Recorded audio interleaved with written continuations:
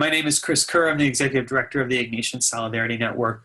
Really quickly, for those who are not familiar with the Ignatian Solidarity Network, we're a national organization that works predominantly in the U.S., though we work with Jesuit partners in Canada. But we work with Jesuit institutions, universities, high schools, parishes, social ministries across the country to engage those communities in social justice, networking, education, and advocacy. Our work is inspired and animated by the spirituality of St. Ignatius of Loyola, as well as the witness of the Jesuit martyrs and their companions killed in El Salvador in 1989. And we work on a number of issues. We do this work in partnership with the Jesuits, with the Jesuit conferences, Office of Justice and Ecology, as well as the Jesuit provinces and institutions. Our main four areas that we work on are immigration and migration, human rights in Central America. Criminal justice reform is kind of part of some larger work on domestic policy here in the U.S. related to poverty and injustice, and then we work on issues related to climate change. But today we're going to talk about the Campaign for Hospitality, and so I'm going to share with you a little bit of the background of the campaign, how it came to be, and why it's happening here in the U.S. So I'm really honored to be able to share about this. I've had the chance to talk about the campaign in a lot of different parts of the U.S. and also beyond. So it's always exciting to be part of this work at the Ignatian Solidarity Network and doing that. I also want to just say, I know that we have folks from all over the U.S. We might have some folks from Canada, and then I think we have some folks joining us from maybe from Spain, as well as possibly from Latin America today. So I'm grateful to them, and I'll kind of explain why they are with us on this webinar today. But welcome, bienvenidos to them. What does hospitality mean to you? That's a question I've asked folks when I present about the Campaign for Hospitality. I talk about what hospitality means to you, and people will often identify things that resonate for them personally in their own way that they offer hospitality to guests, but people will say things like being welcoming, making people feel comfortable, allowing people to feel like they can come and be in a place. So hospitality might have a different meaning for all of us. It might connote, a sense of the experience of our own family, of our own maybe religious community, but it's a good question to think about as we think about this idea of a campaign for hospitality. For me, when we think about hospitality in the context of the larger issues of migration, I think a lot about this image. This was taken at a rally, an immigrant rally that happened leading up to the 2016 U.S. election, when people were anticipating that immigration would be a hot topic in that election, and U.S. policy around immigration would be a hot topic. And the image of this young boy holding a sign, "We are all God's children." And I think that is a compelling reason for me to think about the requirement we have as people of God, certainly as Christians, to be people of hospitality, and that it's our common humanity that grounds us and calls us to that act of hospitality. So Pope Francis has talked a lot about this. Whoops, jumping around there, sorry about that. This idea that hospitality offered to the weary traveler, the newcomer, is offered to Christ himself. And the image behind this quotation is one of Sophie Cruz. You might remember Sophie. She was, in this image, 6 years old, and this was out in front of the White House during Pope Francis's visit to the United States. I was there along the parade route, and I remember seeing the Pope Mobile stop suddenly. And you could see some scurrying of security and things like that, and then they allowed Sophie Cruz to come out and hand a letter to Pope Francis, and that letter said, "Dear Pope Francis, please tell President Obama not to deport my mom and dad.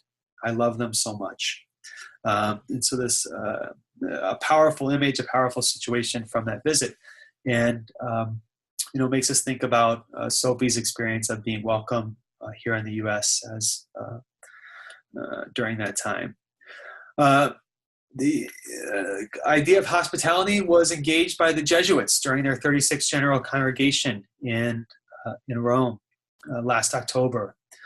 This was directly from Decree 1 of the congregation that the Society of Jesus has a responsibility, a call to promote everywhere a more generous culture of hospitality. And of course, while there was no document directly related to migration, there was a lot of, certainly that weighed heavily on the minds of delegates there who brought stories of those migrating from their various regions of the world. Let me tell you a little bit about how the Campaign for Hospitality came to be something here in the United States and Canada. And I just want to make sure I don't have any questions before I do that. There was what was called an intercontinental gathering of people, Jesuits, lay partners engaged in social ministry throughout the region, all the way from Canada into Central America and the Caribbean, who gathered in 2016 in Santo Domingo. And migration was a major focus of this gathering, of course, because it intersects so many other issues. And during that gathering, the representatives from Central America in particular shared their work of developing a campaign for hospitality, working with Jesuit partners throughout both Central and South America to create a way that those institutions could unite around the concept of hospitality. It's called the La Campaña de Hospitalidad. And so for U.S. and Canadian delegates, we learned about this campaign and about the way it was creating a sense of connectivity and a culture of hospitality amongst Jesuit institutions. And that idea came back to the U.S. and Canada then and developed a little bit into what's happening here today. So this is the logo for the Campaign for Hospitality in Latin America. Soy H, so I am H, is kind of what that hashtag there means, is their theme. And you'll see the two folks there standing on the globe are holding hands, and they're kind of forming an H. And so that's kind of the central idea of their campaign. They created this great video that's in English that I'll share with you really quickly. It's just about a minute long. I'm a daughter, I'm a sister, I'm inheritance, I'm history. What do we have in common? I'm human, we're human. For several years, we have built a common language, and with the participation of many people, we have acted with hospitality. A network has been created, and you become part of it with your daily experiences and your actions. How? Instead of building walls, we build bridges. Instead of denying humanity, we look at each other sincerely and see each other as equals. You are already part of this human feeling. You are hospitality. You are humanity. So what do we have to do? We have to continue promoting our culture of hospitality via our actions, our words, and share this language to all the people that we know. Soy H. Soy H. I'm H. All right, so that gives you a little sense of the spirit of the Latin American campaign. I also want to share a little bit about another campaign called Hospitalidad.es. This was developed by Jesuit Works, Social Works in Spain, a collective project that has been going on. Of course, in Spain, a lot of migration has been around the influx of refugees coming to Europe. And so it was really in response to that they did that, excuse me. So we've also looked to the Hospitalidad.es campaign as kind of a guide for how we develop the campaign here in the United States. So I just want to say that to those who are joining us from Spain and from Latin America, we've been so grateful for the sense of fraternity and support and network that we felt as we've worked to develop this campaign here in the United States and Canada. So grateful to have those folks with us today. Here in the United States, we've been working on the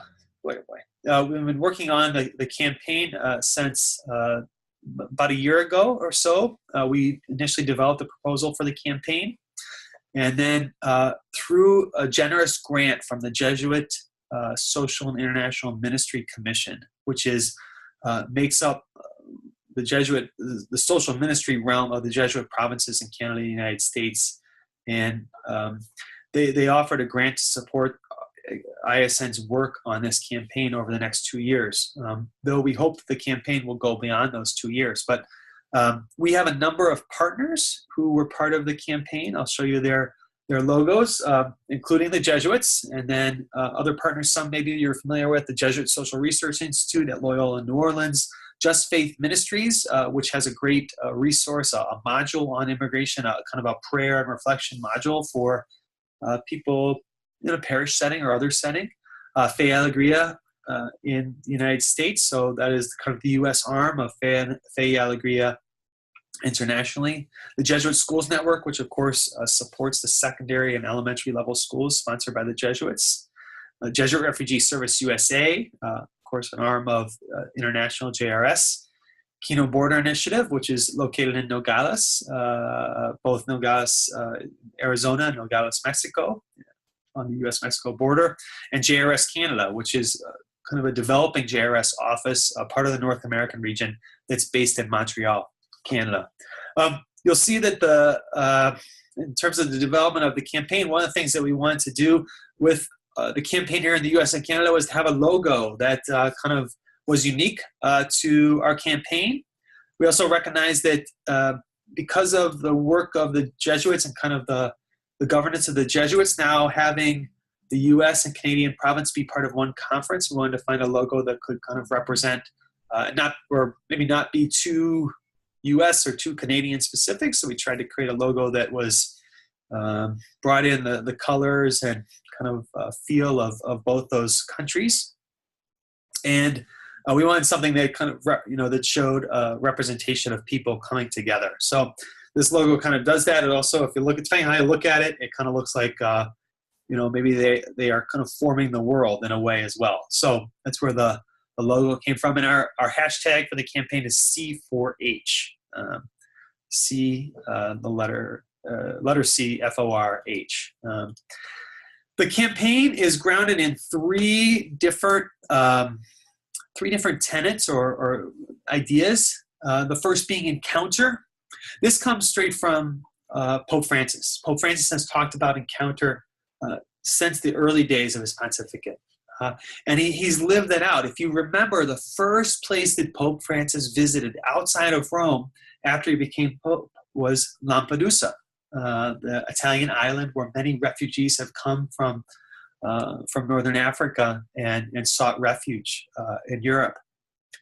And we felt that Pope Francis' emphasis on encounter and the idea that, within our Jesuit institutions, the experiences of encounter, or sometimes we refer to them as immersion or insertion, or Pedro Arrupe talked about, are integral to how we come to develop a deeper understanding of the reality of our brother and sister, how our hearts are moved, and so we felt that was really important. So encounter can come in lots of different forms in the campaign. And one of the things I want to point out about the campaign is that it's a structure for institutions, for churches, parishes, schools, universities, high schools, elementary schools, other communities and groups, Jesuit communities, to engage in promoting a culture of hospitality. It's not a rigid program. So it's an umbrella or a structure to work within. So I just want to emphasize that.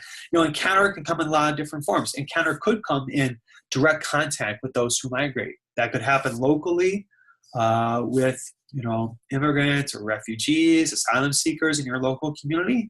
That could happen by going to other parts of the U.S. or Canada or beyond to understand the situation of those who migrate.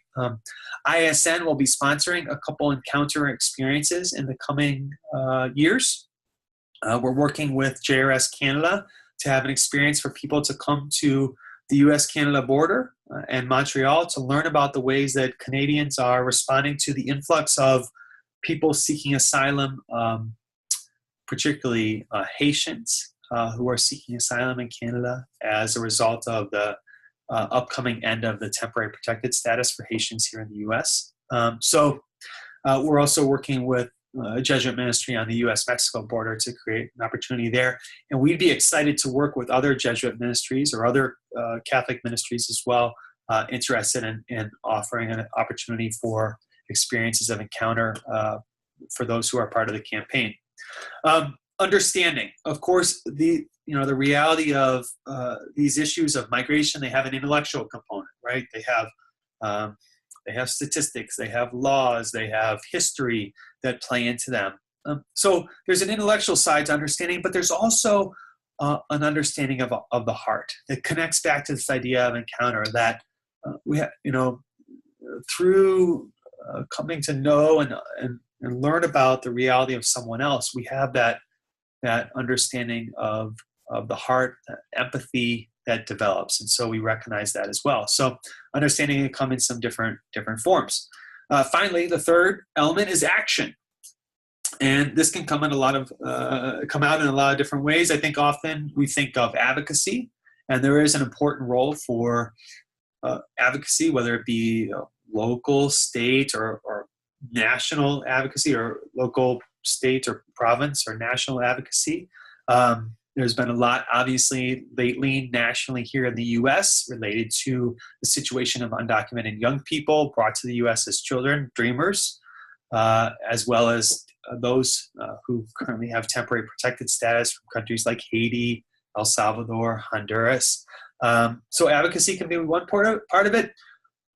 Public education and public kind of voice can be another part of it. So the ongoing education of a campus or church community is really invaluable in the work of the campaign.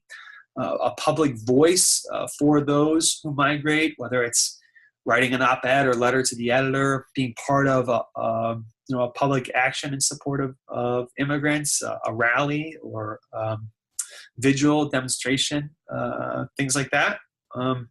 And I'll give some other examples of those as well in a second.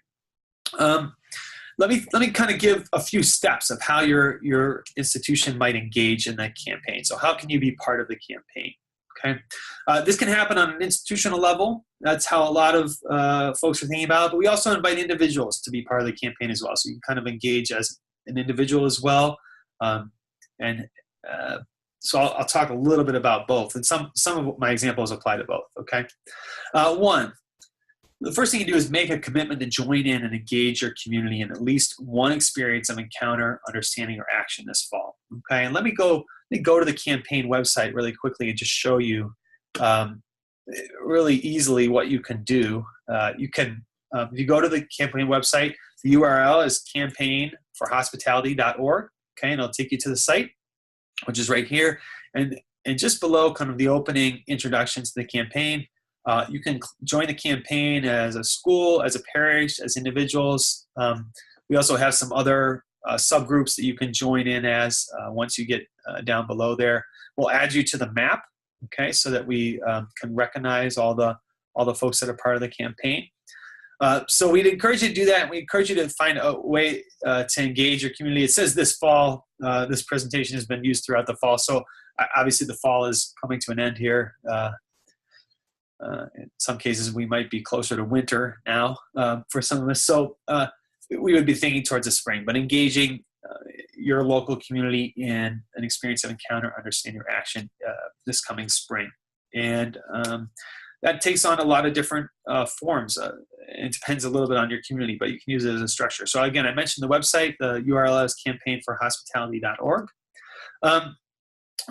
The nice thing about this campaign is that it works out really well that the Pope started an international migration campaign called Share the Journey earlier this year. And so we, as we invite people into the Campaign for Hospitality, we're also supporting the work of the broader church and the Share the Journey campaign that Pope Francis initiated. In the United States, that campaign is being kind of enacted or animated by the U.S. Bishops' Conference, Catholic Bishops' Conference, Catholic Relief Services, and Catholic Charities USA. So those are the three organizations that are kind of pushing out that campaign here in the U.S. In Canada, it's a little less clear as to what organizations are working on that. But they have an excellent website called sharethejourney.org that has some great resources about the campaign internationally. And it kicked off in late September. And this is an image of Pope Francis welcoming the refugees that he invited to come live at the Vatican. You might remember this from a year or two ago. 3, publicly demonstrate your community's support for a culture of hospitality. And this is really important. Do people know that your parish or your school, your community, your group is committed to supporting the needs of those who migrate and being a community of hospitality? We have an easy way you can do this. So one of those is as part of the campaign, you get everybody who's part of the campaign gets a weekly email that includes a number of different things, including a way for you to share a message of hospitality via social media. That's not the only way we engage people, of course, but it's one way, and it's a way that particularly institutions find a lot of value in doing so. This is a sample of one of the social media images from earlier in the year, and the Jesuit conference and Fe Alegria, their sharing of those images. So that's part of the weekly message that you get. You also get a highlighted resource, a highlighted story, and typically, often there's a call to action too that are highlighted each week. So, and the great thing is that, maybe you can't utilize that resource, that call to action right away, or even those social media sharing pieces right away, but maybe you can later on. So you don't have to, usually a lot of those things are that we share are fairly evergreen. Another thing is we have banners. So these are great in terms of kind of showing your participation in the campaign, showing that your community is committed to being a place of welcome and hospitality for those who migrate.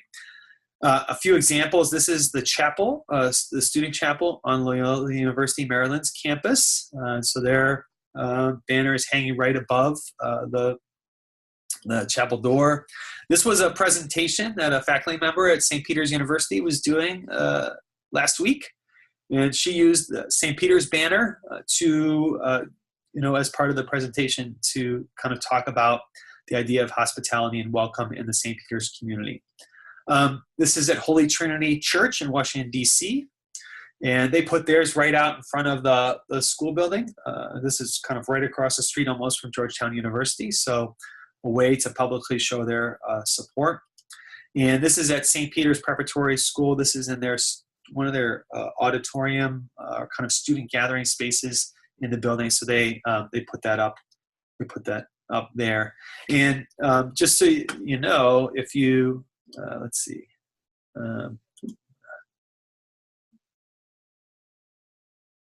Yeah, Pat will ask. We'll get to that question in a second, Pat. That's a great question. Let me stop the share just for a second. We have the banners available in English as well as in Spanish and French, and they're available through the generosity of the grant from the Jesuit conference. They're available through for just $15, and that includes shipping. So it's very inexpensive to order one. And you might wonder, well, how do I order one? It's very easy. If you go to the website, campaignforhospitality.org, okay, and you click on resources, you'll see right at the top it says, share the message of a culture of hospitality, view store. You click on the store, and you'll see there are banners in each language, and you just order it $15. It'll arrive usually in 3 to 4 days. We also have buttons. If you're looking for something more for an individual to wear, we have buttons available, 25 of them for $12.50, and that includes shipping. So we tried to use that grant funding to help make those resources very accessible. Pat Cassidy at Loyola Maryland asked, is there a way other than the hashtag via social media that folks should share, report back their efforts of the campaign? Yes, there is. So the main thing is we want to tell the stories of what's happening in the campaign. That's actually that actually flows well. That's point number 4. Share the stories, news, and resources of how your community is promoting a culture of hospitality so that others can be inspired to act as well. Okay. Each week, we ask you if you would be willing to share a story, an image, something that's going on in your community related to the campaign, related to a culture of hospitality. And so that's the main way is we include information about who to contact, what to share, and give updates in that way. So some examples of that, if I stories that we've kind of shared on the campaign website. These are kind of part of initially when we started the campaign, we recognized the fact that a lot of institutions were already living out the spirit of the campaign. Hospitality is nothing new. It's not like we came up with hospitality. We're just trying to find a way to invite people into a deeper commitment and to demonstrate the breadth of ways that this Ignatian network is committed to being people of hospitality towards those who migrate. So a few of the stories we featured early on the website before anyone was officially engaged was a story about St. Thomas More Parish. That's a Jesuit parish in St. Paul, Minnesota, becoming a sanctuary parish. They were actually the second Jesuit parish to become a sanctuary parish. St. Agnes in San Francisco was the first.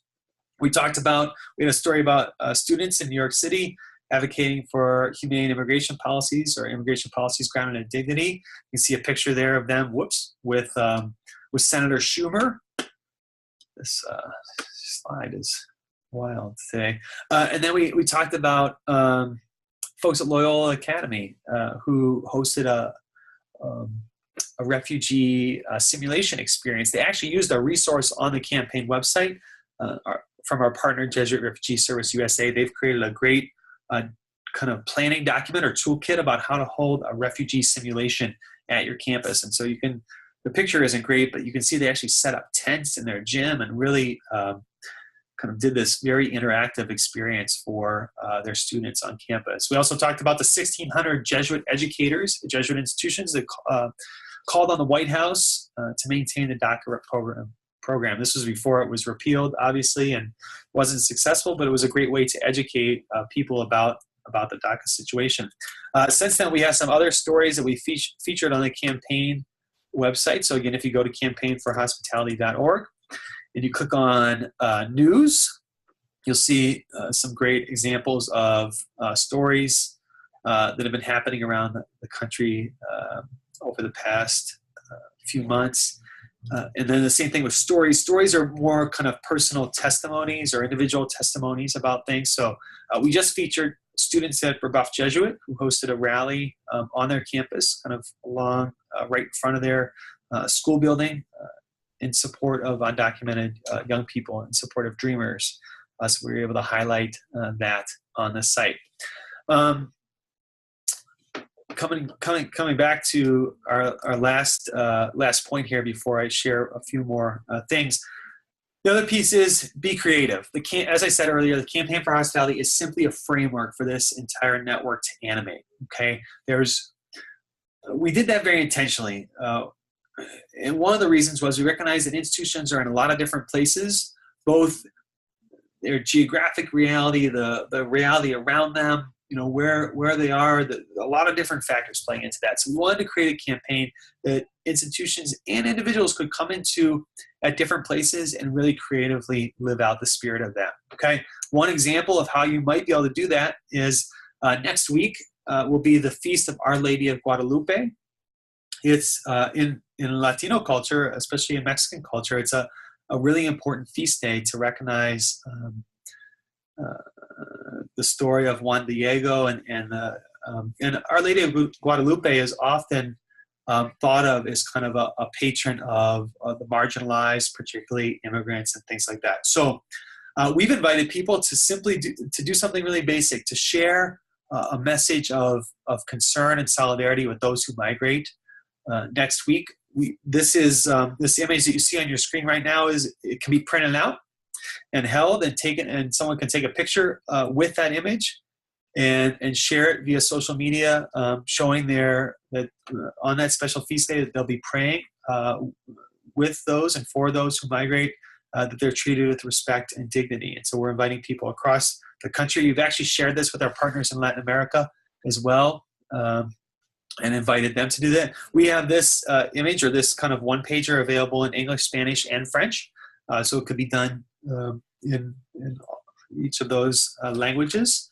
And so we hope people will consider this as one way. To that point, we do have some points throughout the year where we'll invite the network, those who are participating in the campaign, to engage in a particular way. It might be a day, a particular day or week. Sometimes we'll invite folks to engage in something that's kind of happening in the larger church or society.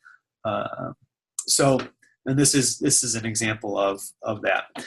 Back to the website really quickly, just to help people understand, we have resources on the website, a lot of different resources. We've sorted them by, kind of the type of institution that you might be, a school, a parish, another kind of community.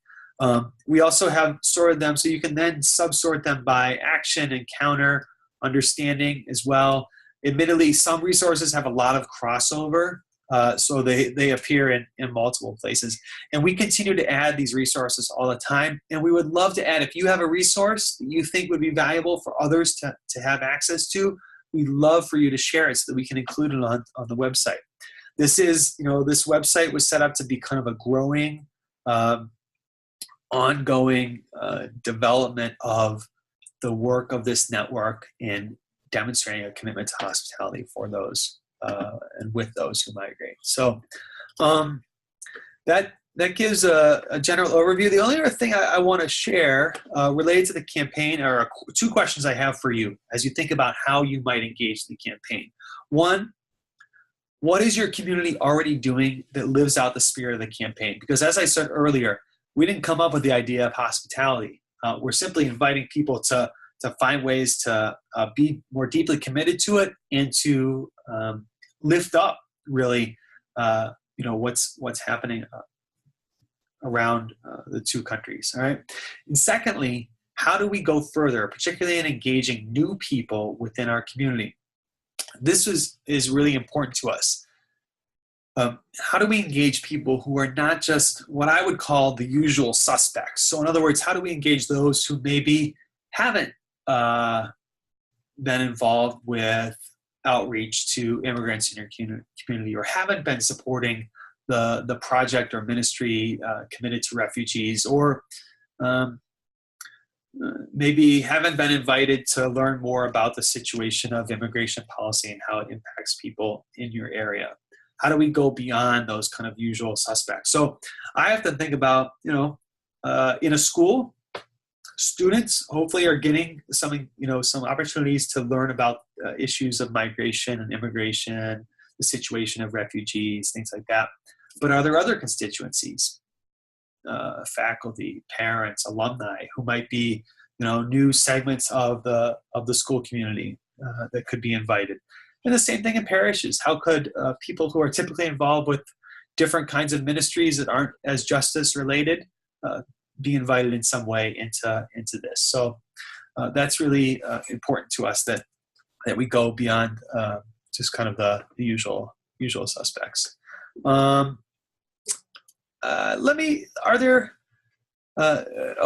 There are some questions here. So another question is, do you envision ecumenical efforts? Well, that's a good question. One thing I wanted to point out is that in some ways that happens a little bit already in some of the work that exists, or some of the resources that exist on the website. So, for example, the Ignatian Solidarity Network, as well as the Jesuits Office of Justice and Ecology, are members of two coalitions. One is the Justice for Immigrants campaign, which of course is the U.S. Conference of Catholic Bishops immigration campaign. But the second one is the Interfaith Immigration Coalition. It's actually more than just an ecumenical, it's an interfaith network. And so a number of the resources that are available on the campaign website come from some of our interfaith, particularly our ecumenical partners. But we would welcome it. One of the other resources that we post to the campaign, I believe, is actually a reflection from a Jewish rabbi at Xavier University about relating the experience of young immigrants in the United States today to some of the experiences that people faced during World War II and the situation of the Nazis in Germany. So I think there's a real, there's always opportunities. Obviously, for some communities, that's more important. But we'd welcome resources that help people create a more ecumenical spirit or even interfaith spirit around this work. So it's a great question. Thanks, Susan.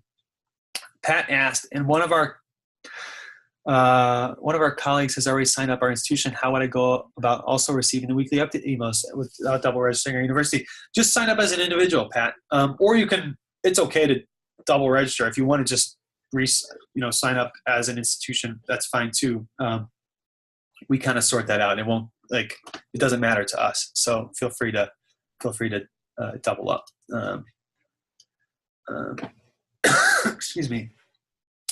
Can I answer other questions for folks?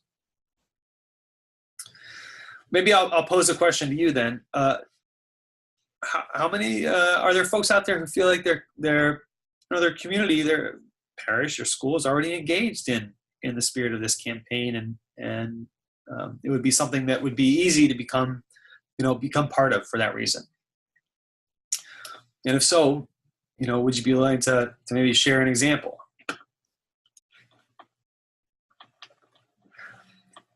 Well, maybe people are typing. This is the one downside of using our webinar tool instead of our video conferencing tool. But I can tell you that the folks at Creighton University, where I know Kelly Orbick is from, have been very engaged in advocacy in support of humane immigration policies, in support of the DREAM Act. They've been able to meet directly with members of Congress, both in Washington, D.C., as a part of the Ignatian Family Teaching for Justice, but also hosting members of Congress actually at Creighton for meetings with student advocates and things like that. So I know there's a lot happening in that way at a place like Creighton. And I think that there are probably examples at many other places across the country. Somebody asked how many institutions are engaged in it, and I'll tell you that there are about 40 institutions right now, parishes and schools that are engaged. And we've had, one of the things, we've had some interesting questions. Like one Jesuit asked me about the banners. He said, well, I really like the banner, but I talked with a couple other folks in my community, and we're kind of wondering, what would it say if we hung it up? I said, well, what do you mean? He's like, well, are we making a statement that we're actually going to physically welcome members of our community into our house? And I think that's a great question.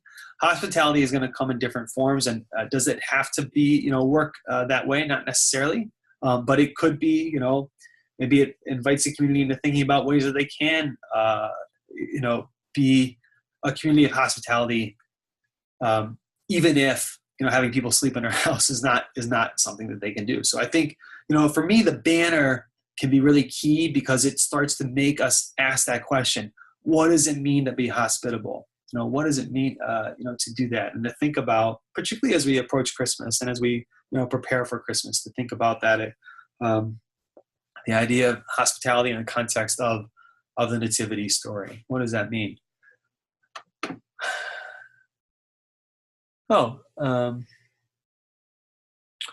Justin shared that the campaign has made him want to get involved with the Latino Racial Justice Circle in Baltimore, an initiative there in Baltimore related to racial justice there. So thanks for sharing that, Justin. Justin's at Loyola Blakefield in Maryland. Great. Well, I think it's always good to. Here's another. Susan shared, I'm part of the Northern Virginia Coalition of Refugee Wellness. We connect many interested individuals. Northern Virginia Friends of Refugees sponsored a Thanksgiving dinner for refugees. They're planning a celebration on the grounds of the National Cathedral on June 2nd. That's great. And that's an important thing, about the campaign, is that within your local community, some people, have asked,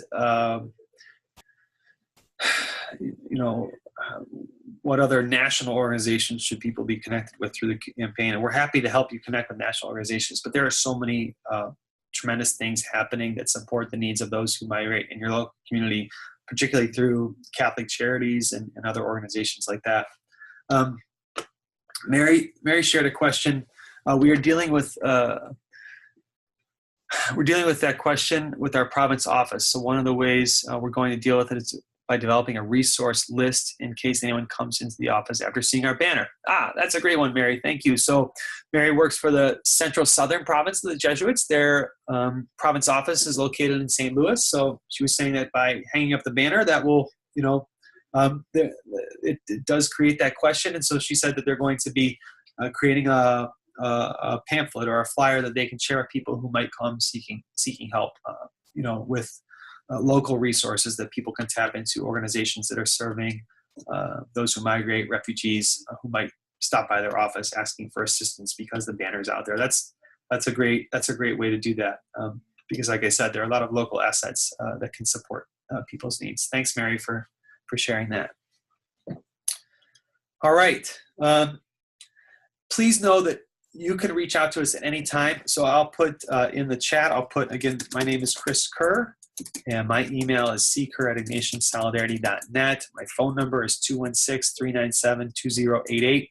You can call us at any time, either myself or our staff here at the Ignatian Solidarity Network are glad to talk through the process of how to engage in the campaign, answer questions, help you troubleshoot, things like that.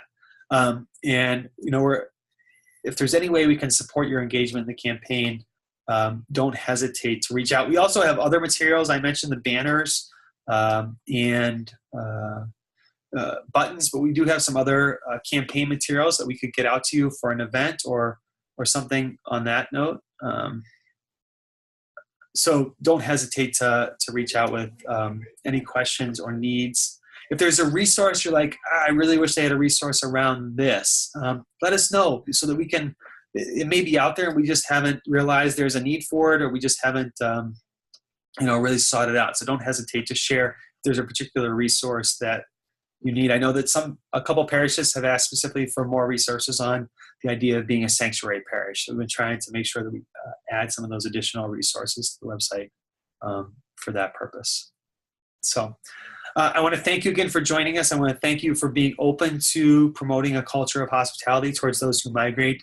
And I'm excited for the potential of you and your institution's involvement in the campaign for hospitality. So thank you so much. Have a great afternoon. Don't hesitate to reach out for help.